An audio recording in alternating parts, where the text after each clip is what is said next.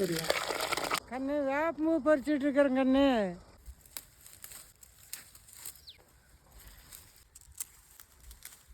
வேப்பம்பூவில் ஏகப்பட்ட சத்து இருக்குது கண்ணு. ரசம் வைக்கிற வாங்க பார்த்துடலாம் கண்ணு. வேப்பம்பூ பறிச்சுட்டு வந்தாச்சு, உருவி எடுத்துடலாம். இந்த வேப்பம்பூவை இப்படியே சாப்பிட்டாலும் உடம்புக்கு நல்லது. இந்த வேப்பம்பூவில் இயற்கையாகவே சத்து அதிகம் கண்ணு. இந்த கெட்ட நீர்களை அக்கட்டை எடுத்துரு, சக்கரை நோய்க்கு நல்லது, தோல் வியாதிக்கு நல்லது. இது கிடைக்கிறது அபூர்வம். இது மாதிரி ஏகப்பட்ட நன்மை சொல்லிகிட்டே போகலாம் கண்ணு. இந்த வேப்பம்பூவை பொடியே வாங்கி தண்ணியிலையும் போட்டு சாப்பிடலாம், மோர்லேயும் சாப்பிடலாம். ஆனால் கசப்பாக இருக்குது, லேசான கசப்பு. அதை துப்பிடக்கூடாது. அப்படியே உருட்டி முழுங்கலாம். பூவரியாச்சும் போய் ரசம் வச்சிடலாம்.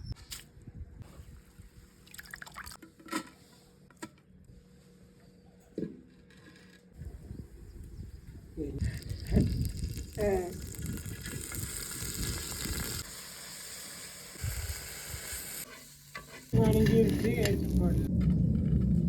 கண்ணுகளாக பூண்டு, கருவேப்பிலை தழை, மிளகு, சீரகம்.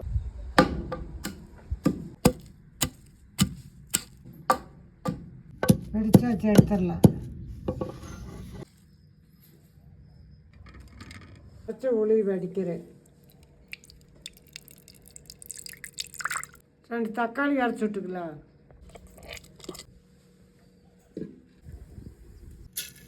கருவேப்பிலை தழை, அரைச்ச மிளகு, சீரகம்.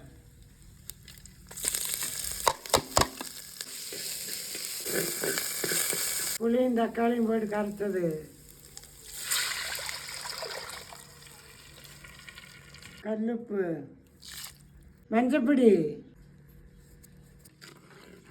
கட்டி பெருங்காயம் கொஞ்சம் போட்டுக்கலாம். வணக்குன்னு வேப்பம்பூவு,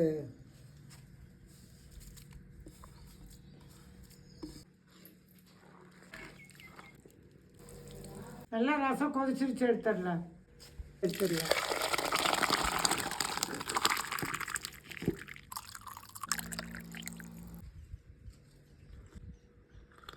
வேப்பம்பூ ரசம் கொஞ்சம் கஷ்டம்தான், அப்படியே இருக்குது, அருமையாக இருக்குது. இது உடம்புக்கு நல்லது, சர்க்கரை நோய் குணப்படுத்து. முக்கியமாக சர்க்கரை இருக்கிறது இதை சாப்பிட்டே தீரணும். உடம்புல இருக்கிற ரத்தத்தையெல்லாம் சுத்தம் பண்ணு, பித்தத்தை எடுத்துரும்.